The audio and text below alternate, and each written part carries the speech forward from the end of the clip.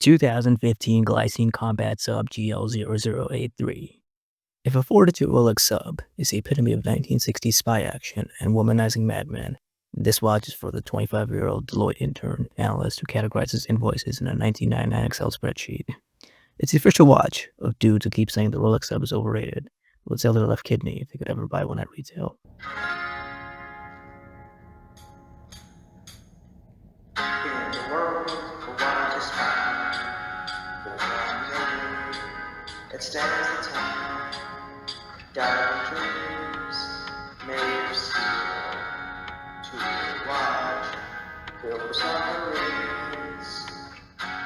Following the outer space success of the Glycine Airman worn by Peter Conrad in 1965, Glycine launched a compressor-style field watch called their Combat Line, meant to be an everyday tactical watch you could wear to the bullets and burgers. In all seriousness, the Combat Line is seen use in military applications, including the Vietnam War, although its focus was more on aviation and the Air Force than on foot infantry. It reminds me most of the Russian company Vostok, actually. It followed a similar two-tier watch lineup, with the Amphibia being the liquid dive watch, taken on aquatic travels, and the Komandirsky being the everyday field watch. Like all Swiss manufacturers, they faced hardships during the quartz crisis in the 70s, when efficient Japanese quartz movements took over the accuracy game. It was kind of like the oil shortage crisis in the auto industry, where the commodity shortage was also efficient Japanese imports. Time really is a flat circle. The company was bought off by Hans Breckballer, who, together with his daughter, remarketed the company into a premium brand focusing on automatic movements. They produced some new military-style lines like the Incursor and KMU 48, and in the 2000s merged the scuba dive watches with their Combat Line to create what we see here. The GL0083 you see here is actually one of the last watches independently overseen by Breckballer's daughter before the Invicta buyout in 2016, meaning that these used to retail for around the $1,000 mark, or 1,000 Swiss francs. And though now you can find it at Costco next to the portable modular caskets. When you look at the dial, you can see influences of their past scuba watches. You got baton indices, 24-hour markers, sword hands, though the watch has an innate dual personality. Despite its large 42mm size and 15mm lug-to-lug, the case profile actually curves down and is relatively thin. It has a loud design language that commands wrist presence, but can still fit underneath the shirt cuff for semi-formal events. The bezel is a 60-click aluminum insert job, with a small nub at the 12 o'clock for nighttime positioning or something.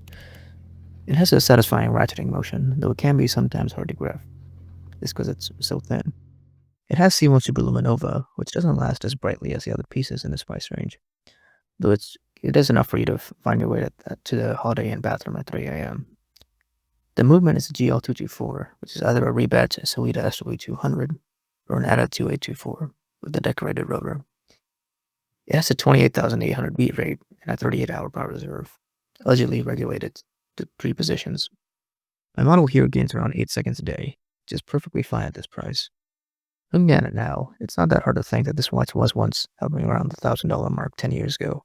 A lot of design and engineering focus revolved around its legibility and thinness. It's not a luxury piece, as there's no intricate finishing or a high-end movement, but there is an air of class to it given its history. This GL0083 model in particular has a specific colorway meant to homage the old scuba divers, with the gunmetal hands, matte black dial, and the orange patina indices. I actually really like the color match date wheel and its numerals being the same font as the rest of the dial. The watch only came with this Bond-esque NATO strap, though I like the look of the mesh bracelet that I have here. But even given all of that styling, it will most likely be written off by most people as a cheap Roy to get a Rolex, specifically the 4-digit sub used by Bond and Goldfinger. So listen up, this is important. Are you ready? Always remember the third law of acquisition. Never pay more for an acquisition than you have to. If you want the look and feel of an old Rolex sub, just buy a Tudor or a clamage of it if you're poor like me. The whole lineup is specifically made for aping the look and feel of those watches with tighter tolerances, being considerably cheaper than buying the vintage one secondhand or restoring one from old parts. But if you want something different, a counterculture flex of that elitist world, whilst still appreciating Bond movies for the refined Michael Bay flicks that they are, I think this Glycine makes a good case for itself. It's not completely unique, and it doesn't have nearly the same brand recognition that I think it deserves. But it has an honest tool-like character that few other watches match. It's not necessarily concerned with its own history, let alone history of the Rolex sub. but rather focusing on being a good tool watch first, letting the form come second. And the sad part is that like many other brands, including their parent company Invicta, the combat line today is sadly heading towards that Rolex Homage direction. Similar indices and this not Mercedes Hourhand thing, like what even is that? While some of it can be blamed due to new management, the reality is that Glycine is catering towards an upmarket lineup of Invicta buyers that peruse late-night infomercials and drive lifted RAM comments, not invariably having the best taste. It's not all bad, though. I've liked their Incursor and AirPod series, even some of their colorways that are out there. But their priorities have changed from focused military applications to fashionable timepieces that offer relatively good value, even with odd pricing strategies. In effect, their focus is now on form rather than function, at least for some of their pieces. I don't think Glycine is going away anytime soon, but whether this new identity they're striving for pays out is a story only time will tell.